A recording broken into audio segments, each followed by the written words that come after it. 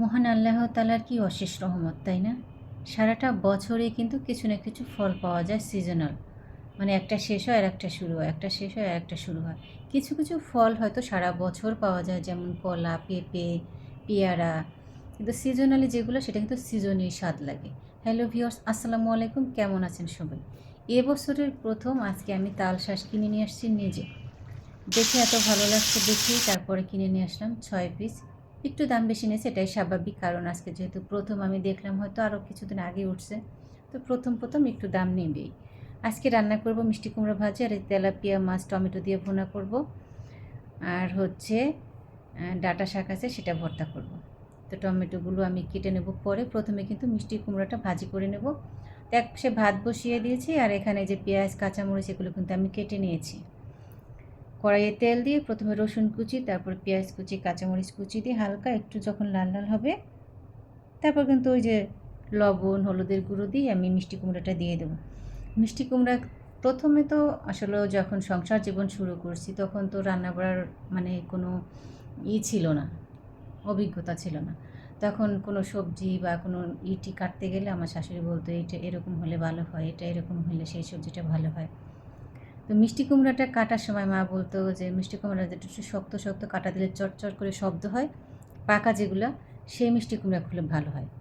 এই মিষ্টি কুমড়াটা কিন্তু খুবই ভালো ছিল, যেমন সুন্দর একেবারে গুলে গেছে, আর যেই সবজির যেই স্বাদ সেটা যদি ঠিকঠাক থাকে তাহলে কিন্তু খেতে খুবই মজা লাগে। তো মিষ্টি কুমড়াটা কিন্তু কালারটা দেখতেছেন না কত সুন্দর, মাশাল্লাহ খেতে দারুণ ছিল, মিষ্টি ছিল, ভালো ছিল। দেখেন একেবারে গলে কতটুকু হয়ে গেছে। তো যখনই আমি মিষ্টি কুমড়া কাটার জন্য বসি তখনই মায়ের কথাটা মনে পড়ে যে মা আমাকে এটা বলেছিল। তারপরে ভেন্ডি, সে আমাকে বলছে যে ভেন্ডি কখনো কিনে এনে 3-4 দিন ফ্রিজে রাখবো না, ভেন্ডি কিন্তু ঘরে থাকলেও বুড়ো হয়ে যায় বা নষ্ট হয়ে যায়। এরকম প্রত্যেকটা জিনিস কিছু কিছু প্রথমে তো জানতাম না, এটাই স্বাভাবিক, বুঝতাম না, তখন মা অনেক কিছু বলে দিত। তারপরে যে মাছগুলো আমি কেটে কেটে নিয়েছি, কারণ কি ছোট করে কেটে নিলাম, প্রয়োজনে 2 পিস খাবো, কিন্তু ছোট করে রান্না করলে বেশি মজা হবে। তো মাছগুলো ভেজে ওই কড়াইয়ে কিন্তু এর একটু তেল দিয়ে আমি পেঁয়াজ কুচি দিয়েছি, পেঁয়াজ কাঁচামরিচ, এখন দিয়ে দিচ্ছি গুঁড়ো মশলা, ধনিয়া গুঁড়ো, জিরার গুঁড়ো, শুকনো মরিচের গুঁড়ো। তারপর একটু পানি দিয়ে দেবো আদা রসুন বাটা, একটু শুকনো মরিচের গুঁড়ো দেবো লাল, মানে একটু কালার টানার জন্য। লাল টমেটো দেবো, দেখতে সুন্দর লাগবে। তো মশলাটাকে খুব ভালো করে একটু কষিয়ে নিতে হবে। মনে রাখবেন যে কোনো রান্নার স্বাদটা কিন্তু আপনার নিজের উপরে নির্ভর করে। সেটা হচ্ছে বিষয়টা হচ্ছে আপনি কতটা যত্ন সহকারে, কতটা ভালোবেসে আপনি রান্নাটা করতে পারেন, আর কতটা মশলা কষিয়ে যে যার যতটা প্রয়োজন সেভাবে দিয়ে যদি রান্না করতে পারেন তাহলে আলহামদুলিল্লাহ খুব ভালো। তো মাছ দিয়ে ঝোল দিয়ে এখন কিন্তু এই যে টমেটোগুলো দিয়ে দিচ্ছি একটু ধনিয়া পাতা, মানে স্বাদবর্ধক এই পাতাটা না দিলে তো নয়, তাই না? রান্না কিন্তু শেষ, একটু ঝোল ঝোল থাকবে, কারণ আজকে যেহেতু ডাল নেই, এটাই।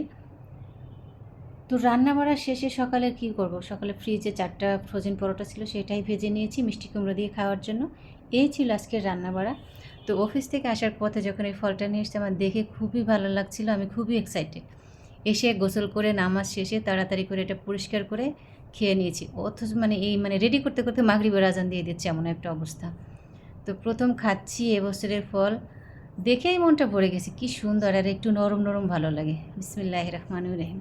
আর এটা একটু শক্ত হলেও ভালো লাগে, নরম নরমটা একটা স্বাদ, শক্তটা আর একটা স্বাদ। তো আপনাদের কেমন লাগলো ভিডিওটা অবশ্যই জানাবেন, আর ভালো লাগলে অবশ্যই একটু লাইক কমেন্ট শেয়ার করে দিবেন। সবাই ভালো থাকবেন, আবার কথা হবে ইনশাল্লাহ। সে পর্যন্ত সুস্থ থাকবেন। আল্লাহ হাফেজ।